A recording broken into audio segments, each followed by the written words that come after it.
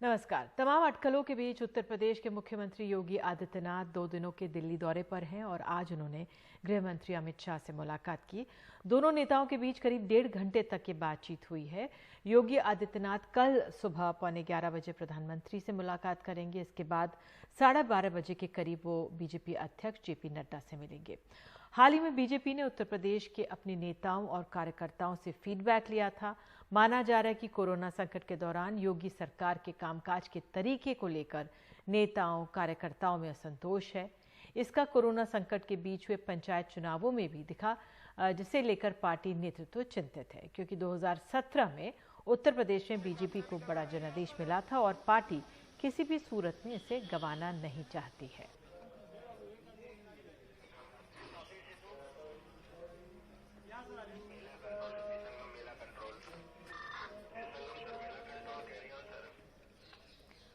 और जिस समय योगी आदित्यनाथ और अमित शाह की मुलाकात चल रही थी, उसी दौरान उत्तर प्रदेश में बीजेपी की सहयोगी अपना दल की प्रमुख अनुप्रिया पटेल भी अमित शाह से मिलने पहुंची। माना जा रहा है कि इस दौरान योगी मंत्रिमंडल में अपना दल को जगह मिलने पर चर्चा हुई।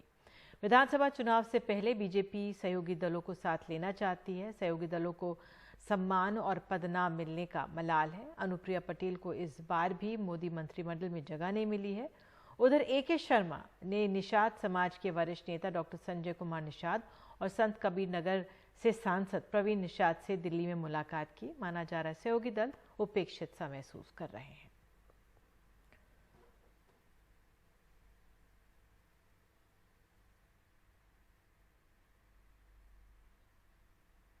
और अब बात कांग्रेस की। पंजाब कांग्रेस में अंदरूनी खींचतान के लिए बनाई गई कमेटी ने अपनी रिपोर्ट कांग्रेस के अंतरिम अध्यक्ष सोनिया गांधी को सौंप दी है।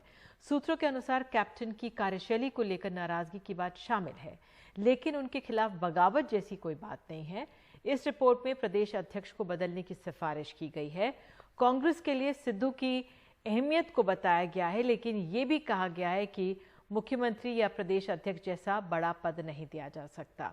नवजोत सिंह सिद्धू खेमे की उन्हें अहम जिम्मेदारी देने की मांग को रिपोर्ट में शामिल कर फैसला आलाकमान पर छोड़ दिया गया है।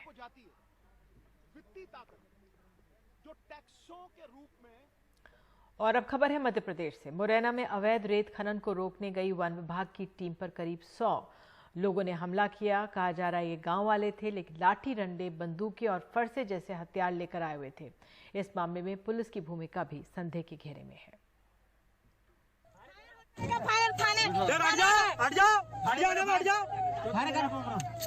इस सरकारी गाड़ी में बैठे वन विभाग के अधिकारी वीडियो बना रहे हैं, बेबसी जता रहे हैं।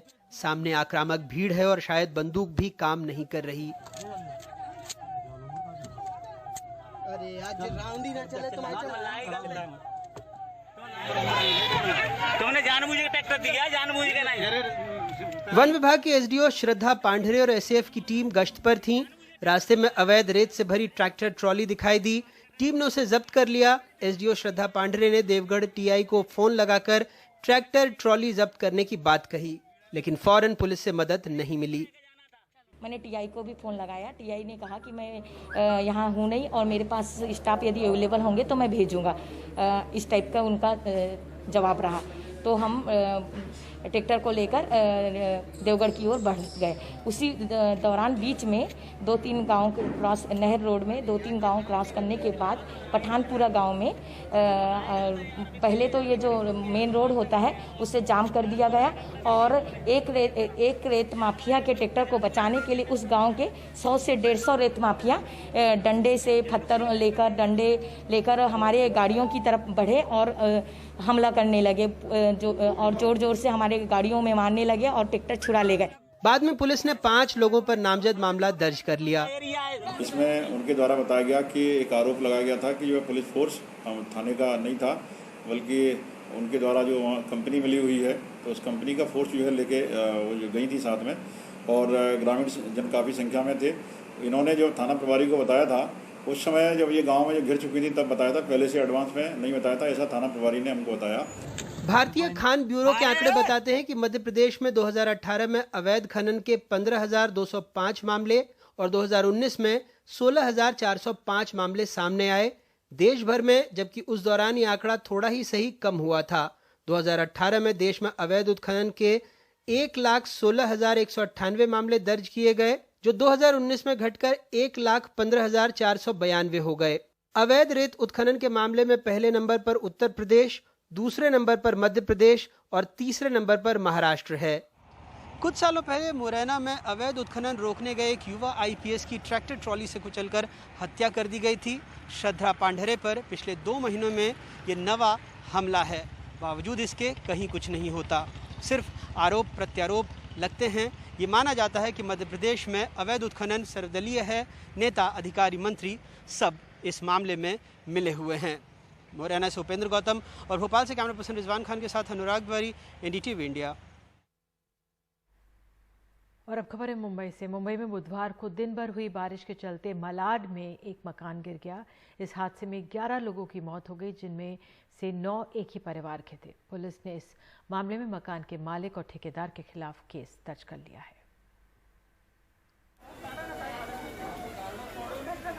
मालवनी में रहने वाले मोहम्मद रफीक बुधवार की रात बच्चों के लिए दूध लेने गए थे। लौटे तो देखा उनका 2 मंजिला मकान गिर चुका है और पूरा परिवार मलबे में दबा हुआ था। रफीक के परिवार के कुल 9 लोग हादसे के शिकार हो गए। 6 बच्चे और मेरी औरत, मेरा भाई, मेरे भाई की औरत, 9 लोग का इंतकाल हुआ। बारिश की वजह से कैसा मतलब हुआ, मतलब ऐसा गिर गया, मगर कुछ मालूम नहीं पड़ा कि कहाँ से कुछ कमी या कुछ जान पड़ा, ऐसा हमको लगा नहीं। दमकल, बीएमसी और पुलिस ने मौके पर पहुंचकर कुल 18 लोगों को मलबे से बाहर निकाला, जिनमें से 11 की मौत हो चुकी है। मकान मालिक और ठेकेदार के खिलाफ गैर इरादतन हत्या का मामला दर्ज किया गया है। ओनर ने कुछ प्रिकॉशंस लिया नहीं था, तो एक culpable homicide not amounting to murder का गुना हम दाखिल कर रहे हैं against the owner of the house and the contractor already we have taken in custody and we are investigating. मुख्यमंत्री उद्धव ठाकरे ने अस्पताल जाकर घायलों का हाल जाना। इलाके के विधायक और मंत्री असलम शेख ने मृतकों के परिवारों को सरकारी मदद दिए जाने की बात कही। जिन लोगों की जाने गई है उनको सरकार की तरफ से 5 लाख मुआवजा दिया जाएगा और जो इंजर्ड हुआ है उनको भी कुछ न कुछ भरपाई दिया जाएगा। अभी कलेक्टर साहब यहाँ पे आए, उनको भी हमने काउंटी का बंदोबस्त करने के लिए कहा गया। प्रमुख विपक्षी दल बीजेपी ने हादसे के लिए शिवसेना के नेतृत्व वाले बीएमसी को जिम्मेदार ठहराया। झोपड़पट्टियों में हाइट बढ़ाई जा रही थी, ऊंचाई आसमान को छूने जा रही थी। उस समय शिवसेना के मुंबई महानगर पालिका में सत्ता भोगने वाले नेता क्या कर रहे थे, महानगर पालिका क्या कर रही थी? यह जगह की मालकी महाराष्ट्र सरकार की है। जबकि महापौर ने कलेक्टर को तो इलाके की कांग्रेसी नगर सेविका इसे प्रशासन की लापरवाही बता रही हैं। दरअसल ये एक बड़ी समस्या है, खास करके मुंबई में स्लम इलाकों में मकान छोटे होते हैं। लोग अब जिस तरह से परिवार बढ़ता है तो लोग मकान जो है कि इस तरह से बढ़ा लेते हैं, ग्राउंड पर 1, 2, 3 इस तरह से बना लेते हैं और जो कि मजबूत नहीं होता है, आरसीसी का सिस्टम नहीं होता है, तो इस तरह के हादसे हो जाया करते हैं। और ये हादसा इसी तरह के यही वजह है कि मुंबई में हर साल हुआ करते हैं। बीएमसी, पुलिस और कलेक्टर, चूँकि ये कलेक्टर की जगह है, ये सभी मूक दर्शक बने रहते हैं, लेकिन उसका खामियाजा लोगों को भुगतना पड़ता है। और लोग जानते भी हैं कि ये मकान जो है वो उतने सुरक्षित नहीं है, कभी भी ये मकान गिर सकते हैं, लेकिन मजबूरी में लोग अपनी जान जोखिम में डालकर इसी तरह के मकान में रहने के लिए मजबूर होते हैं। मैं से camera Ramesh Rohit Sunil Singh, NDTV India के लिए। तो मुंबई में मानसून ने दस्तक तो दे दी और शुरुआती बारिश में ही बीएमसी की तैयारियों की सारी पोल खुलती नजर आ रही है। हर तरफ पानी भरा हुआ दिखा और खुले मैनहोल लोगों के लिए खतरनाक भी साबित हो रहे हैं। ये भांडुप इलाके की तस्वीरें, जिसमें आप साफ देख सकते हैं कि सड़कों पर पानी किस तरह से भरा हुआ है और ये महिलाएं 2 यहाँ पर मैनहोल में गिरती हैं। और एक राहत की बात ये थी कि ज़्यादा गहरा नहीं था मैनहोल, तो ये महिलाएं खुद ऊपर आ गईं और इस घटना की सीसीटीवी फुटेज अब वायरल हो रही है। गनीमत यही रही कि मैनहोल की गहराई कम रही। इन दोनों महिलाओं की जान जाते जाते बच गई। और बड़ी खबर में आगे, मेहुल चौकसी पर कसता जा रहा है शिकंजा, अब बचाव में उतरी है उनकी पत्नी।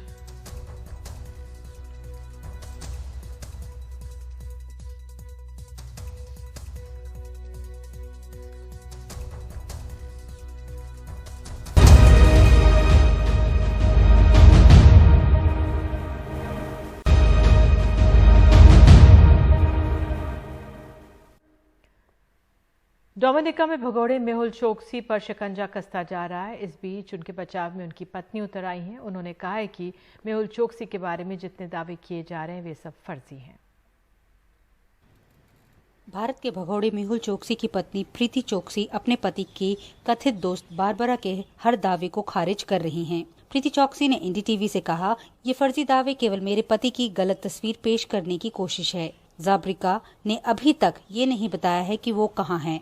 वो सब झूठ बोल रही है। जो व्हाट्सएप संदेश सामने आए हैं उनमें फेरबदल या फोटोशॉप की पूरी गुंजाइश है। उनकी प्रामाणिकता का कोई सबूत नहीं है। बारबरा के मुताबिक मेहुल चोकसी उसे राज बनकर मिला था और क्यूबा साथ चलने को कह रहा था। उधर डोमिनिका सरकार ने चोकसी को इलीगल इमाइग्रेंट करार दे दिया है। ये वो नोटिस है जो डोमिनिका सरकार का पक्ष साफ कर रहा है। इसे डोमिनिका सरकार ने वहां की हाईकोर्ट में पेश किया है। डोमिनिका के राष्ट्रीय सुरक्षा और गृह मामलों के मंत्री रेबर्न ब्लैकमूर ने ये आदेश 25 मई को पुलिस प्रमुख को भेजा था। साथ ही एक अन्य नोटिस ब्लैकमूर ने चोकसी को व्यक्तिगत रूप से भेजा। इस नोटिस में चोकसी को सूचित किया गया कि उन्हें डोमिनिका में प्रवेश करने की अनुमति नहीं है और पुलिस को ये निर्देश दिया गया कि आपको वापस जल्द भेजा जाए। हालांकि चोकसी की लीगल टीम का कहना है कि नोटिस उनके दावे को बल दे रहा है कि चोकसी का अपहरण किया गया था। It is not a setback, it is the setback. हमारे लिए ये सेटबैक नहीं है, ये उन्हें भारत भेजने की कोशिश के लिए सेटबैक है। इस लेटर की डेट देखिए जो 25 मई है। एनआईए की स्टोरी में ही पहली बार उनके डोमिनिका में होने की बात बताई गई थी। वो तारीख 26 मई थी। डोमिनिका के प्रधानमंत्री रूजवेल्ट ने भी चोकसी को भारतीय नागरिक माना है, लेकिन कहा है कि अदालतें मामले का अंतिम फैसला करेंगी। मामले की सुनवाई अब शुक्रवार को होनी है। नई दिल्ली से नीता शर्मा की रिपोर्ट।